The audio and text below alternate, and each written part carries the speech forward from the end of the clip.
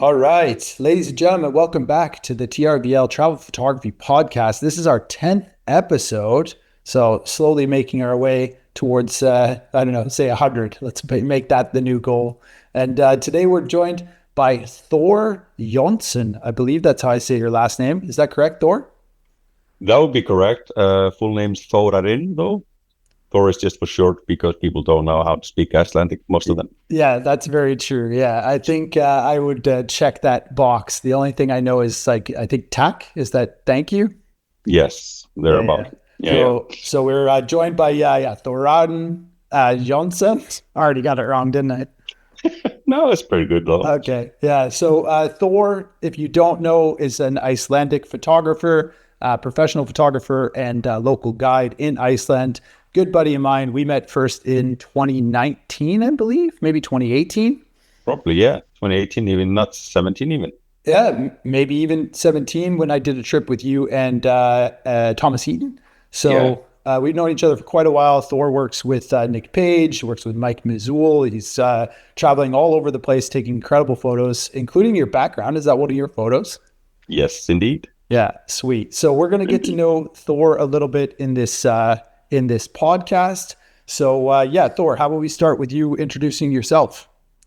Yes, my name is Thorarinn Jonsson, native Icelander. I'm not sure what I should tell you, basically.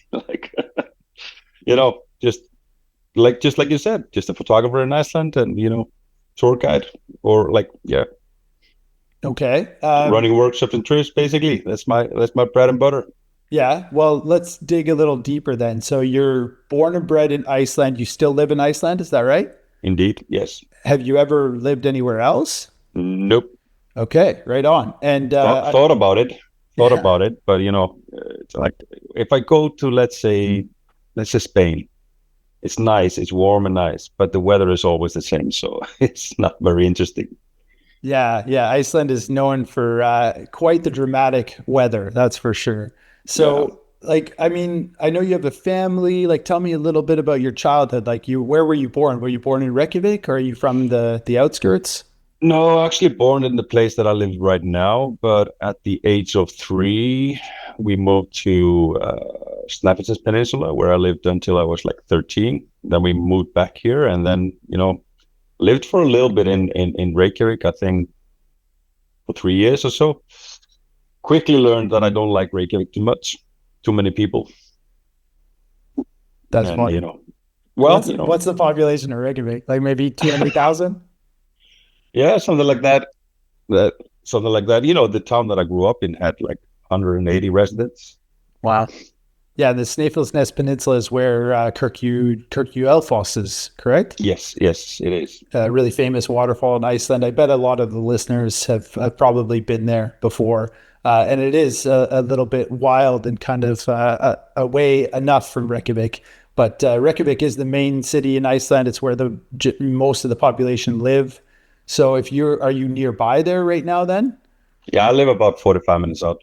Okay. Yeah, that's not too bad. All right. So you tried living in Reykjavik. It wasn't for you. Too busy, says the landscape photographer. Spends most of his time out in the wild anyway. But you have a family, right? You have a wife and kids. How many kids do you have? 2 that I know of. And one in Colombia. Perhaps, No, don't say that. Your wife might be listening. So you got 2 kids and 1 grandkid. Yeah, yes. I remember you became a grandpa a couple of years ago. Congratulations once again. 2 years, actually. Yeah. Yeah. So my son is 4, and we just had our second as well, who's now 9 weeks. And I remember, you became a granddad in between that. So, wow, you're a granddad, crazy. So, is your wife Icelandic? She is, yes. Yeah, and what's the story there? I mean, is she a photographer? Tell us a little bit more about your relationship. No, she is not. No. We got to know each other. We've been together since 97, 96, 97. Yeah, so she is actually grew up in the Westfjords. So I got to meet her there, and then we kind of hooked up. And the rest is history. Okay, and did you study in Iceland? Do you have is there a university? Did you go to post-secondary education? I am a high school dropout, but I did I went back to school at the age of 30. And then I studied carpentry, and that's kind of my study, like the only thing that I've studied. Photography, I basically just went to University of YouTube. Yeah, yeah, YouTube University, self-taught. Yes, yes. Yeah, there are so many people that are self-taught. I mean, it's so easy nowadays too. Well, it's so many, like information is everywhere. Like Oh my it's just goodness. like it's everywhere. Yeah, yeah, absolutely. So you dropped out of high school. Is that Yes. is that a topic we can cover, or would you rather not go there? Uh, well, it's nothing like fancy about. Like I just, I wasn't school wasn't for me at that time, at least. And I'd rather go. I was working. Then I went to work as a fisherman, I guess. So yeah, more money, more Hmm. fun, Yeah, more freedom for sure. more freedom, more fun. Yeah, Well, basically. I mean, I'm so curious to know how you ended up getting into photography because your photos are absolutely incredible. I mean, I've always known you as a professional photographer. So, if you ended up going back to school for carpentry when you were 30, there's a pretty big gap in the middle there. Did you have kids like early in your I did. 20s? Yeah, it's like 20, 24, 25. Yeah, no, like my background, like the first introduction to photography was basically when I was Boy Scout in Snappiness, like where I grew up. The Boy Scout leader actually he was into photography, and he took us a group of boys down into one of the lava tubes. And when we got down into the lava tube, like the floor was basically solid ice, and we had these huge icicles coming from top to bottom. Yeah, and he asked me and my best friend to like pose in the lava tube on one side of this big icicle. And I obviously back then I was probably 8, 9, 10 years old, and I had obviously no idea what he was doing. But he had a flash gun. He like exposed, flashed, told us to go on the other side. Obviously, it's pitch dark in the lava tube. Told us to go on the other side of the icicles. Flashed again, printed out that image later on, and gave it to us. And I was like, this is fucking magic. Like we're in two places on the same photograph, like, and that kind of got me interested. And then later on, I just, the money was short back in the day, so I wasn't able to get a camera at that time. But because expensive to develop films and all that, if you think Iceland is expensive now, it was still expensive back then. So um, yeah, then I just my teenage years, I was in photography clubs in my school, my elementary school, then later on in high school before I dropped out. Okay, And you had yeah, photography at high school? That's pretty cool. well, I was like, I got the kind of like the end of like we were developing black and white films and stuff like that. So In the school. in the school, like in the camera club, like Yeah. I probably couldn't do it today unless I would go on YouTube and learn how to do it all over again. But Yeah. yeah, that's what we were doing. Okay, so that was your first like sort of introduction to photography. Then you put the camera down or that desire for a decade. Um, when did you pick it Yeah, up again? I mean, what you uh, studied carpentry, you became a carpenter, I'm assuming, building houses, building yeah, furniture. yeah. No, mostly houses though. Okay, No, okay. I bought my first digital camera uh, probably 2004, I guess. Well, after my first of my kids were born, and then I'm like an alcoholic, like, probably like that's the one of the reasons why I don't do drugs, because if I like something, I go all in. And 150%. yeah, and like I just got fascinated by this digital thing, and then I went all in, and the rest is basically history.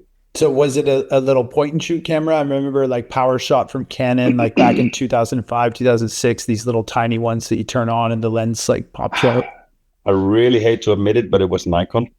Oh, Was Nikon Coolpix or I something like hope that? I hope Mike is listening to this. He knows this story. Okay. Yeah, but like, yeah, it was Nikon. I think it's Nikon Coolpix. I can't remember the model, but yeah. And then I sold that and been Canon ever since.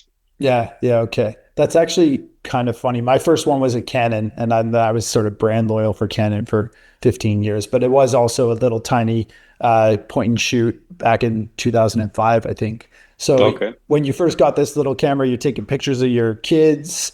When did the whole sort of landscape come into play? I mean, you're traveling around Iceland. Tell me about how you kind of, progressed. Uh, so I've traveled a lot all my whole years, like my whole life, with my family as well. Like when I was a kid, we were always on the road in the summertime. We kind of like, I remember my parents, they hooked up with another couple, and where we covered each like quarter of Iceland, basically southwest, northwest, southeast, and stuff like that. And we spent a long time there, and I've always been into the kind of the outdoors and hiking and camping and stuff like that. And I do a lot with that still with my family. So I think I guess this just gradually came naturally, like landscapes and traveling. It goes really well together.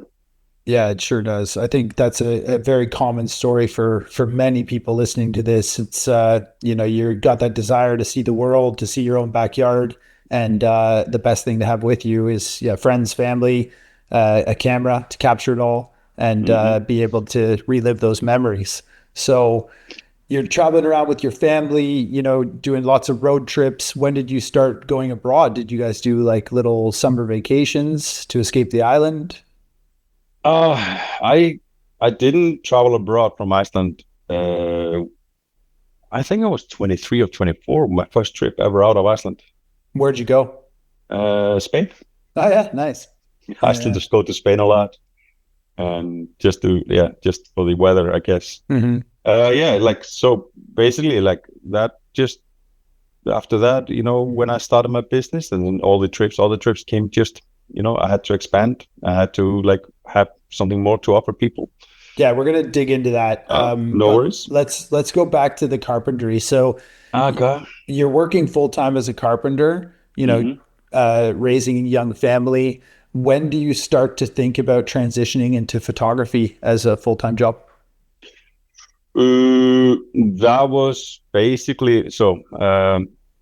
After I had been doing carpentry for almost 8 years, I guess, and I kind of got tired of it a little bit. So I wanted to I actually got a job with the city council Hmm. for a little bit, probably a year. And have you ever worked in the public sector? Yes, I have.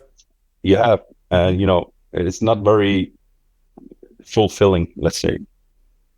And my job at that thing was because I was a carpenter, they hired me because 50% of what I did was basically like maintaining stuff in my hometown. And the other 50% was to like keep a record of all the pets in the town. And this was the most unfilling job that I've ever had. Like this was literally boring. Yeah, mine was very different, but that sounds extremely boring. I mean, what pets do Icelandic people have? Like cats and dogs. Cats and dogs, Yeah, basically. yeah. Cats and dogs. But there is this The regulation that we have to occasional follow and all. tiger. Yeah, yeah. But the thing is like this also gave me the opportunity because like what I was kind of like leaning to like working in the public sector, and this may be offensive to probably some of the people who are listening, but I could literally get away with doing absolutely nothing and get fully paid for it. And that opened up the opportunity for me to kind of like dig into like, oh, I really need to get out of here. How am I going to get out of here? I need a plan. What are So I my started. what are my hobbies? Yes, what are my hobbies? And at that time, I was very active in my camera club in my hometown, and we were going out, chasing the lights and stuff like that. And I remember I said to the guys, "Wouldn't it be great to be able to make a living out of taking people to see the Northern Lights or something like that?" I can't remember exactly how it went, but here I am. Okay, yeah, I mean, Iceland obviously exploded in popularity as well. So I feel like maybe you were in the right time. Like I'm thinking 2010 when the volcano erupted. This Uh, is 2000 and like I started my company 2014, I guess, yeah, and I okay. started to be like dig in, dig into this business a little bit. As I hired myself as a tour guide just for a regular tour company, and I enjoyed that. It was fun and all that, but it wasn't like down with Photography. yeah, it wasn't photography. It was just taking people, driving them around. Yeah, yeah, I get you. So I went to Iceland in 2010. hmm And I remember thinking, like, this is a really interesting island. The reason I went was for the Airwaves Festival, which Okay, I think is still pretty popular, right? it's It's quite a quite big. music festival. So Yeah. in 2009, You probably know the band Sigur Rós. Yes.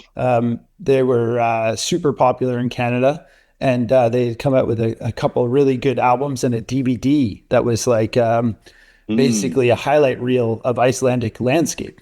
Gotcha. And I watched it to like these amazing songs and was just thinking like, what kind of place is this? Iceland looks absolutely incredible. So as soon as I got an opportunity, I flew to Iceland and did the Ring Road in 2010 with a little point and shoot camera and got some amazing photos. And I remember thinking then, like, this place is incredible. Like, it's going to explode. It was only like a 5-hour flight from Toronto, 4 hours from New York. Like, how is there not more people here? So I think, the next decade, most people probably know that between, 2010 and 2020, Icelandic popularity just absolutely skyrocketed. So, I mean, were you part of that wave? Like, when did you start to see more people coming to Iceland?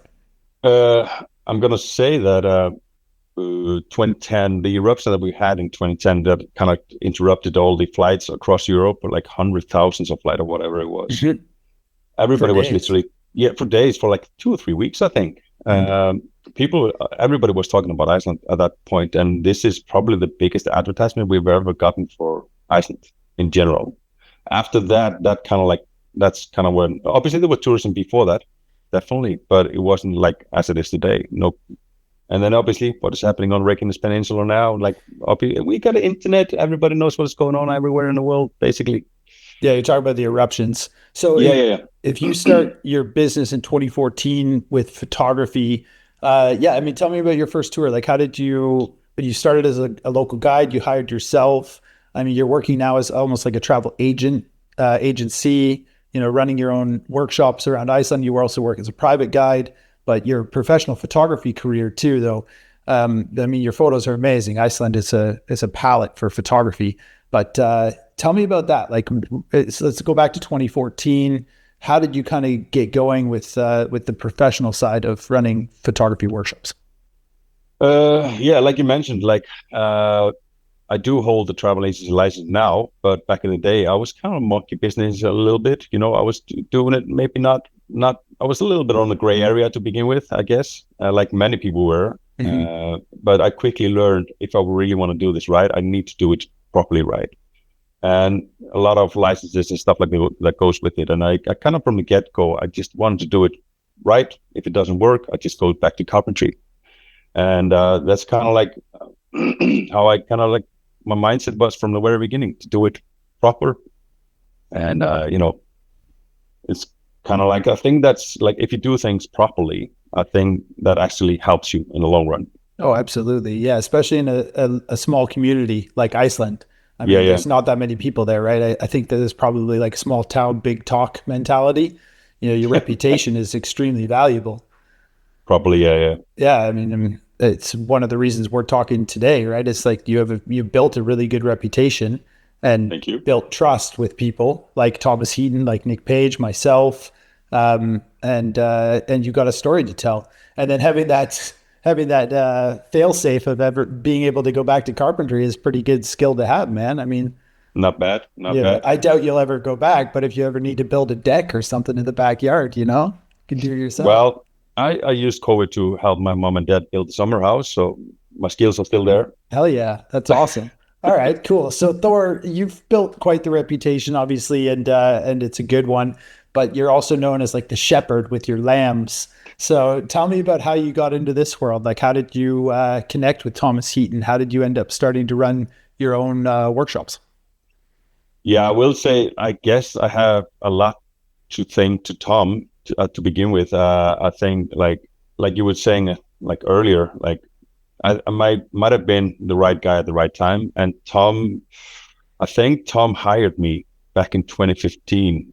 Back in 2015, to be honest, like if you backtrack a little bit, drones were becoming popular. And then the first drone that actually I bought was Phantom 3, I think. I think that was the first drone that had like camera attached to it. Yeah, the Phantom 4 was the really popular one. The white one.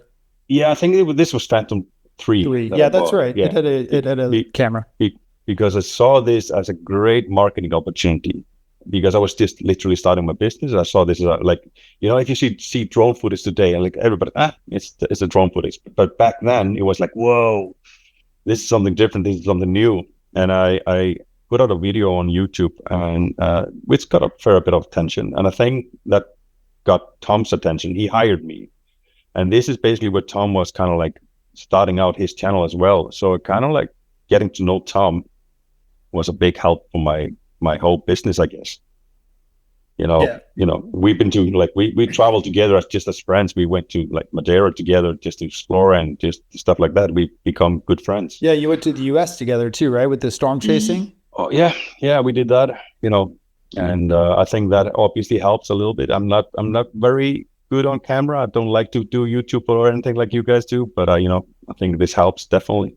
Yeah, no, it does. That's a very similar story to Brendan as well, the partner that I have with TRVL in Patagonia. He was, on the cusp of taking off with his workshop business and connected with Tom at the right time. That was 2016, and we ended up running the first trip in 2017. And I was there to help them, and that definitely helped grow that business, and in part, start this business eventually today too. So it's all about networking, building connections, and not burning bridges. So let's fast forward a little bit. Then you start getting the ball rolling with your own workshops. When do you decide to go abroad? Because I know that you've worked in Patagonia, the US, Norway, Faroe Islands. Tell me about that. Never worked in US. I've done only done 2 trips to US just to storm chase, just for my own enjoyment, and that is basically one of the reasons why going to different places. Obviously, Iceland is my bread and butter, and I thoroughly enjoy Iceland. To be honest, however, to keep myself fresh, to keep myself inspired, I need to travel places, and I don't do workshops to places that I haven't been to. So going there, exploring, scouting out the workshop, getting all the logistics together and all that, that is a great way to get it's kind of like an escape a little bit. And, also you keep yourself inspired, you're seeing new things and stuff like that. So, and also I'm very fortunate. I have a really strong clientele. Most of my job, what I do is repeat clients. So, I can't be offering them the South Coast. Yeah. Every time, like they they have to see something new, and going to like Faroe Islands, Norway, and I kind of like all these locations like Patagonia, Norway, Faroe Islands, Iceland, Greenland. They all have this like the same element, like crazy weather, unpredictable weather, and that's what I kind of like. I enjoy. Yeah, I mean polar regions as well. You're about to go to Antarctica. Yes, we might even be on the same boat, so that would be really great. Cool. That would be great. No, that makes sense. I mean, it is who you are. I mean, you're Icelandic. You're probably have Viking heritage, I would assume. All right, we don't need to go that far back, but like you live on a rock, in the North Atlantic Ocean. That's True. It's fire and ice. I mean, Iceland is magical. It's an incredible location, so it definitely makes sense that you're focusing on like the polar regions. I can't see you running a trip in Spain. That would be well. I might one day. I might. That would be awesome. Well, I'm actually I'm going to Madeira in December. Oh, that's a volcanic island. Yes, for a workshop. Yeah. Yeah, true. And I mean the weather's not as hectic, but it's still kind of crazy.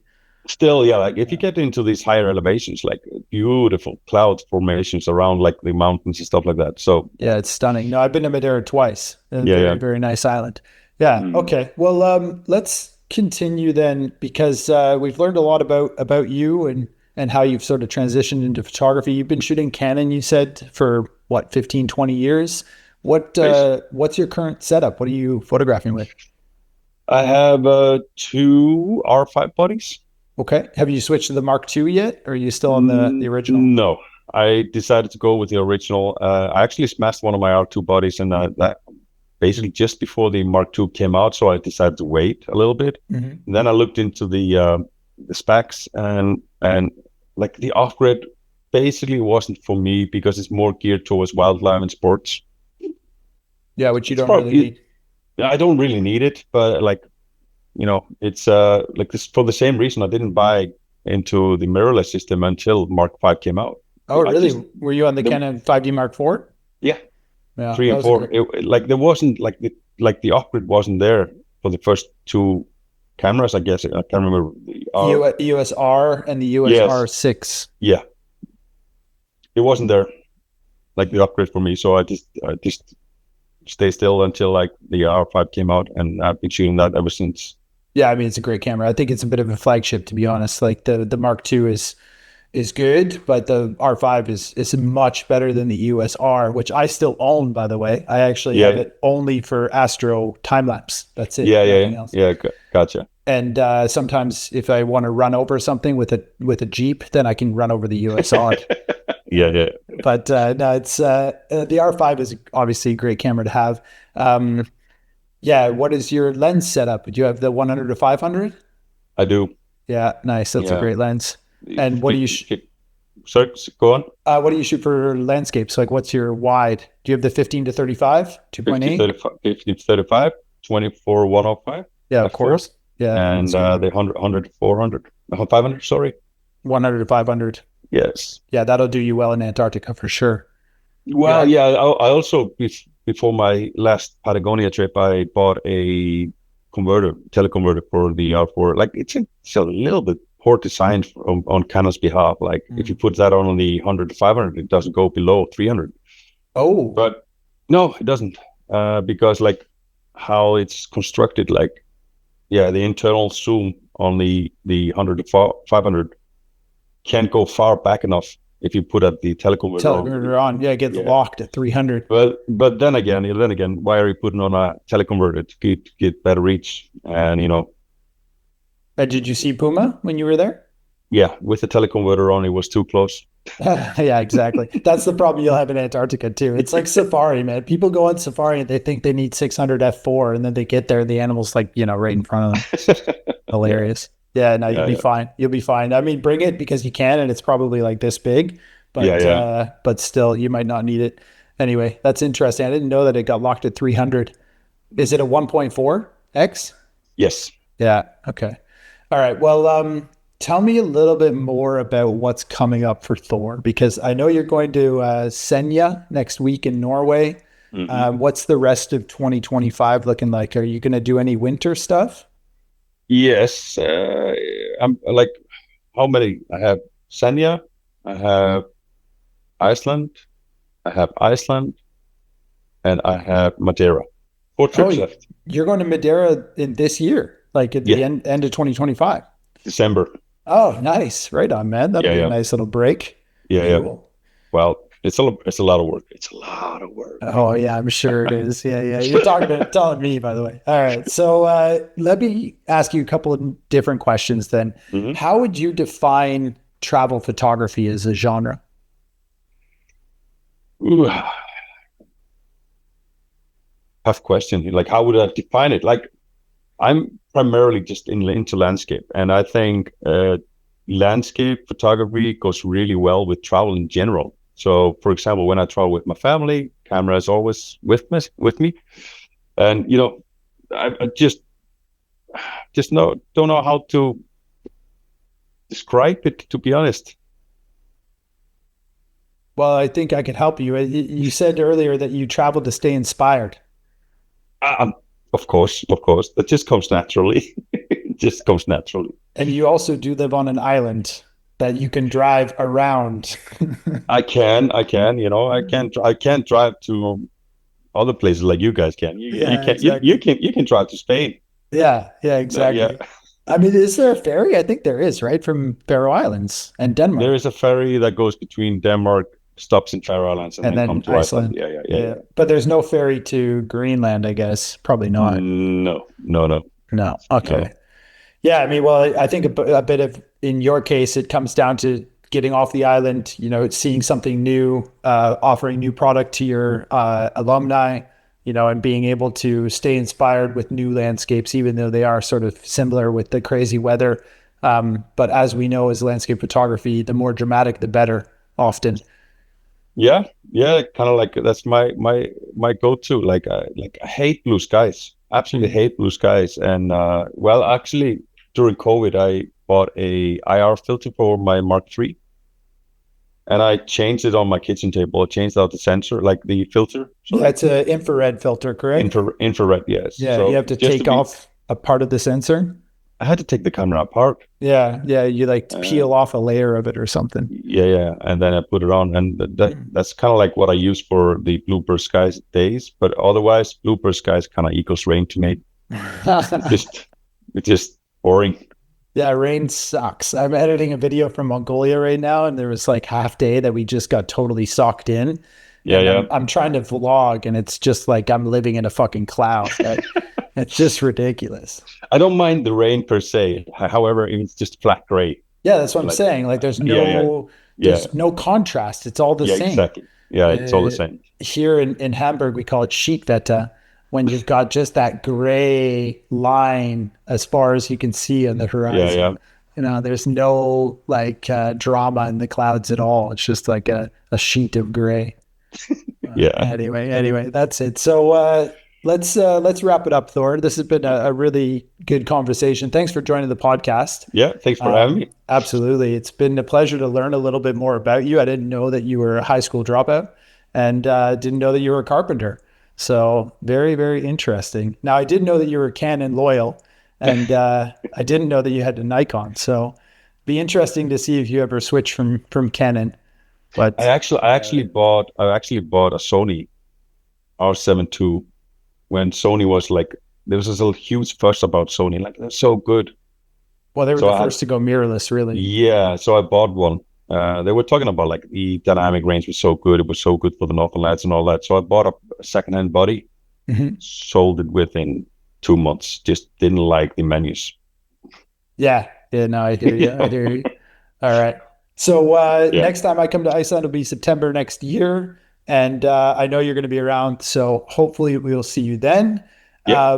But if not, or until then, excuse me, take care. And I wish you all the best in your future adventures. Likewise. All right, Thanks. man.